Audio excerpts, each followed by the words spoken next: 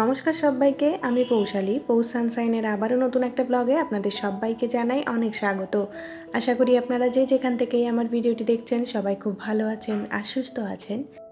আজকে সকালে ঘুম থেকে উঠেছি প্রায় 6:30 মতো বাজে। হাজব্যান্ডের যেহেতু কালকে নাইট ডিউটি ছিল, ও সকাল সকাল বাড়ি ফিরে এসেছে, তো ওই ঘুম চোখে উঠেই না ওকে একটুখানি ব্রেড টোস্ট বানিয়ে দিয়েছিলাম। তারপরে এখন প্রায় 7:30 মতো বাজে। ফাইনালি উঠে একটু চুলটা আঁচড়ে নিচ্ছি যাতে একটু ভালোভাবে ঘুমটা ছেড়ে যায়। আজকে সকালে একদমই উঠতে ইচ্ছে করছিল না, কিন্তু ওই যে সকাল সকাল একবার উঠে গেলে না তারপরে ঠিকঠাক আর ঘুম ধরতে চায় না। ওই আধো ঘুমের মধ্যেই ছিলাম, বিছানা ছাড়তে একদমই ইচ্ছে করছিল না। ফাইনালি নিজেকে একটু জোর করেই উঠিয়েছি। মেয়ে যেহেতু এখন অবধি ঘুমোচ্ছে, তাই ভাবছি অ্যাটলিস্ট ঘর ঝাড়ু মোছাটা দিয়ে নিই যাতে করে একটু পরে রেস্ট নিতে পারি। তো হাজব্যান্ডের অফিসের ব্যাগটা ছিল সেটা খালি করে নিলাম, আর ঠাকুর ঘরের পর্দাগুলো একটু খুলে দিচ্ছি। প্রত্যেকদিন রাত্রেবেলা করে ঠাকুর ঘরের পর্দাগুলো দিয়ে রাখি যাতে আমার গোপাল একটু ভালো করে রেস্ট নিতে পারে। আর এদিকে কিন্তু এইটুকু কাজ সারতে না সারতেই মেয়ের কান্নার আওয়াজ পেলাম। ও ঘুম থেকে অলরেডি উঠে পড়েছে, আর যা দেখলাম ও কিন্তু আর ঘুমোবে না, তাই ভাবলাম ওকে একদম উঠিয়ে নেই। আর যেহেতু একটু তাড়াতাড়ি উঠে পড়েছে, ওকে নিয়ে একটু বাইরে হাঁটাহাঁটি করব, তারপরে একদম কাজগুলো শুরু করব। তো ভিডিও শুরু করার আগেই আপনাদের সবার কাছে আমার একটাই রিকোয়েস্ট, আমার ভিডিওর মধ্যে যদি আপনাদের কোনো অংশ একটু হলেও ভালো লেগে থাকে তাহলে প্লিজ লাইক কমেন্ট করে জানাতে ভুলবেন না। আর আমার পরিবারের নতুন বন্ধু হলে আপনাদের যদি এরকম ধরনের লাইফস্টাইল ব্লগ দেখতে ভালো লাগে তাহলে অবশ্যই চ্যানেলটিকে সাবস্ক্রাইব করে আমার পাশে থাকতে পারেন। আর এদিকে কিন্তু ঘরটা ঝাড়ু দিয়ে নিচ্ছি, মেয়েকে একটুখানি ব্রাশ করিয়ে এক গ্লাস জল নিয়ে বসিয়ে এসেছি। ও যতক্ষণ জলটা খাচ্ছে এদিকে আমি ঝটপট ঝাড়ুটা দিয়ে নিচ্ছি। আগের দিনের ভিডিওতে আপনারা অনেকেই খুব সুন্দর সুন্দর কমেন্ট করেছেন, প্রায় দুটো ভিডিওতে কারোর নাম আর নেওয়া হয়নি, তাই ভাবছি আজকের ভিডিও শুরুতেই কয়েকজনের নামটা নিয়ে নিই, আবার পরের দিকে কিছু জনের নাম নেব। তো প্রথমেই বলবো মেম্বার শাহনাজ আপু। শাহনাজ দিদিভাই কিন্তু বাংলাদেশ থেকে আমার ভিডিওগুলো দেখে, তো সবার প্রথমে অনেক ধন্যবাদ জানাতে চাই এত দূর থেকে আমাকে এত ভালোবাসা দেওয়ার জন্য।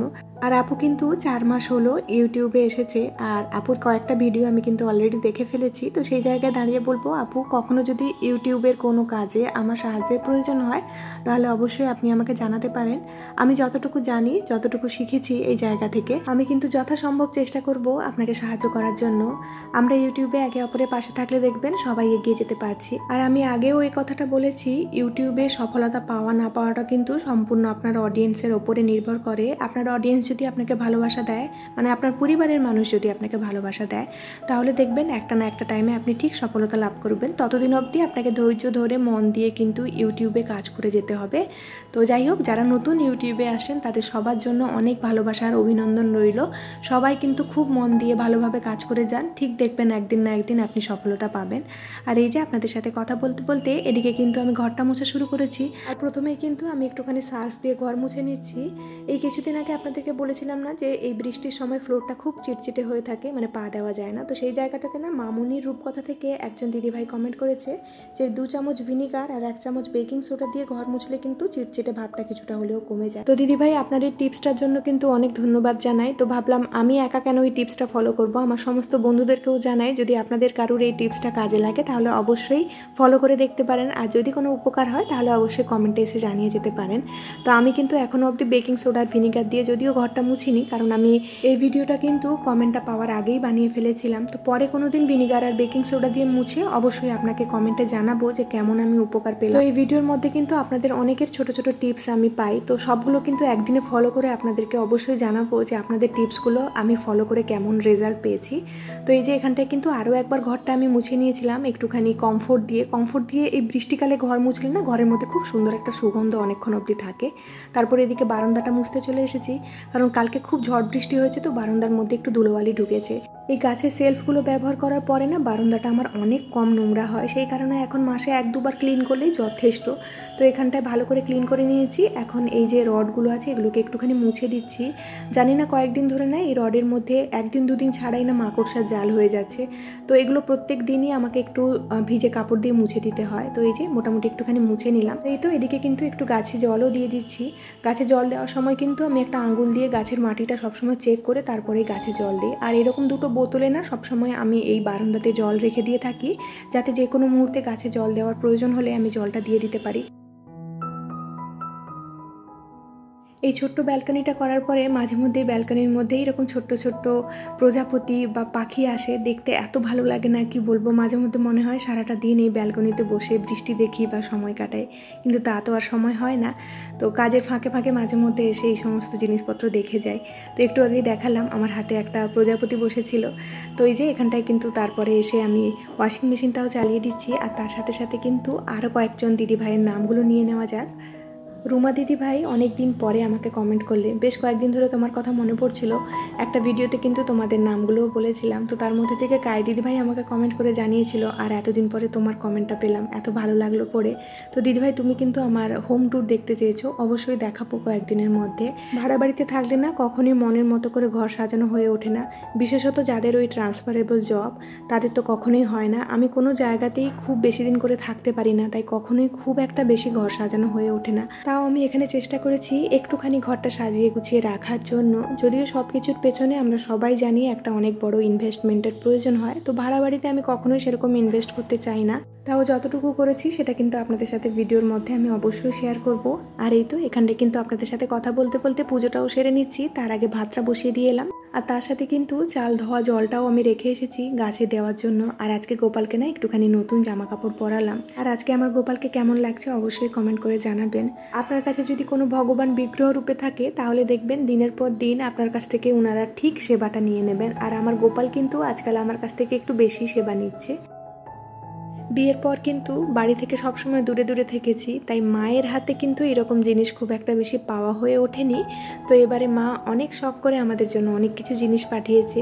তো এর মধ্যে অনেক কিছু জিনিস আমি গুছিয়ে ফেলেছি অলরেডি, তারপরে কিছু কিছু জিনিস আপনাদের সাথে ভিডিওর মধ্যে শেয়ার করেছি। তো এটা কিন্তু তার পরের দিন আপনাদের সাথে শেয়ার করছি।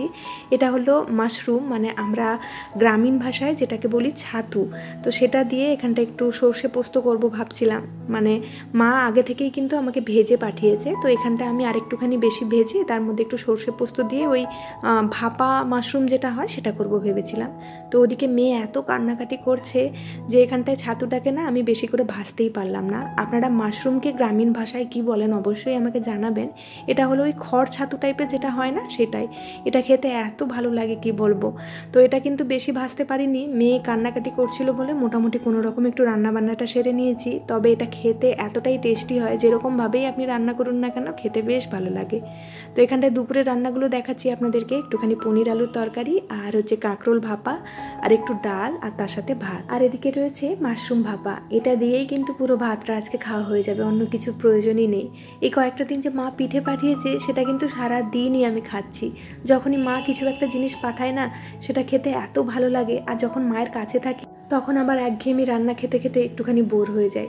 আবার মায়ের থেকে যখন দূরে থাকি মায়ের রান্নাগুলোই যেন অমৃত লাগে খেতে। থালা বাসনটা ধুতে ধুতে কিচেনের ম্যাটগুলো ভিজে গিয়েছিল, সেগুলো একটু বাইরে শুকোতে দিয়ে এলাম। দেখতে পাচ্ছেন কত হাওয়া হচ্ছে, যদিও রোদ নেই তবে হাওয়াটা কিন্তু খুব বেশি হচ্ছে। তো হাতে কিছুটা সময় ছিল, ভাবলাম গাছের গোড়ার মাটিগুলো খুঁচিয়ে একটুখানি জল দিয়ে দিই। ওই যে চাল ধোয়া জলটা কিছুটা রেখেছিলাম সেগুলোই দেবো আজকে।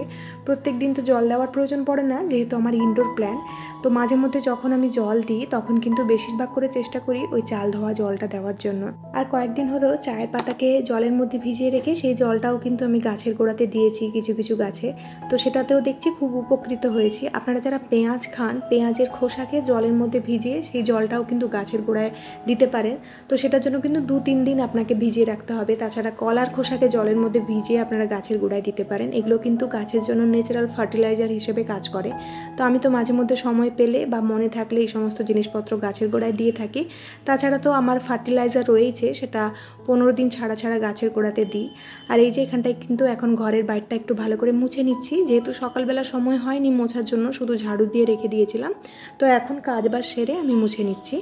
আবারও আগের ভিডিওতে করা কয়েকজন দিদিভাইয়ের নামগুলো আমি নিয়ে নিই। প্রথমেই বলি জয়শ্রী বিশ্বাস দিদিভাই, মামনির রূপকথা দিদিভাই, অনিমা দাসকইলা, কাই দিদিভাই, আর মনীষা মুখার্জি, মুগ্ধা তামে দিদিভাই, লিটিল থটস অব মালিহা, আমাদের গল্পকথা থেকে সুস্মিতা, শিল্পাগিরি, আর হোম মেকার তনিমা অধিকারী, আরাধনা সাহু।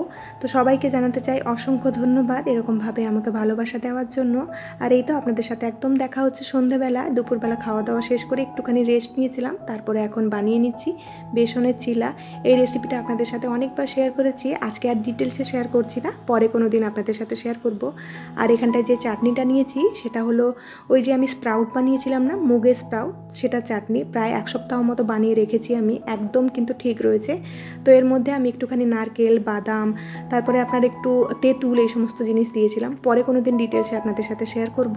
তো এখানটায় খাওয়া দাওয়া শেষ করে আমি থালা বাসনগুলো ধুয়ে নিচ্ছি। হাজব্যান্ড এখনও ঘুম থেকে ওঠেনি, চা বানিয়ে রেখেছি। আর ওর জন্যও কিন্তু একটা বেসনের চিলা বানিয়ে রেখেছি, উঠলে ওকে একদম খেতে দেবো। আর উঠেই কিন্তু হাজব্যান্ড আগে দোকানে চলে গিয়েছিল, কয়েকটা পনির আর দুধ এনেছে, সেটা এখন ধুয়ে একদম ফ্রিজের মধ্যে তুলে রেখে দেবো। আমার হাতের ওই পোড়া দাগটা দেখে কায়দিদি ভাই আগের ভিডিওতে বলেছিল যে বার্নল লাগানোর জন্য, তা না হলে কিন্তু দুধের সর লাগানোর জন্য।